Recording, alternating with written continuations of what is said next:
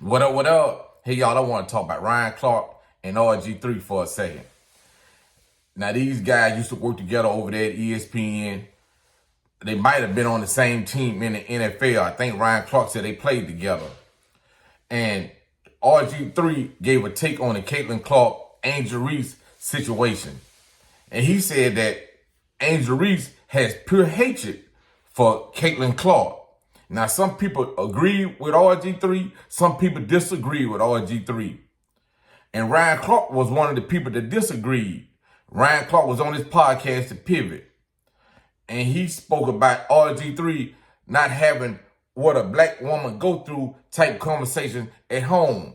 Now, y'all know RG3 got a white wife, and a lot of people call RG3 corny. You know, a lot of people dislike RG3. And RG3, I guess he seen that clip where Ryan Clark said something about his family situation. And he spoke about it. He said that it's a certain line that you don't cross. And he said Ryan Clark sprinted right past it when he spoke about his family situation, about his wife and about his child. Now, by RG3 having a mixed baby, him and his wife probably do have a conversation what black kids and black women do go through, I would imagine. They got on Twitter and they went to going back and forth. Ryan Clark called RG3 corny. He said he told a lot of people at ESPN, let him do what he do, man. Y'all don't be so hard on him. He said RG3 was one of the worst teammates on the field and one of the worst teammates working at ESPN. A lot of people just don't like RG3, man.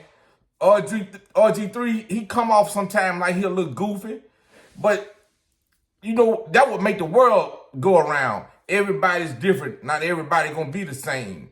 And him and Ryan Clark, they situation, man, you know, nowadays commentators and analysts, they do more arguing with each other than they do reporting on sports. Because back in the days, you didn't see stuff like this going on.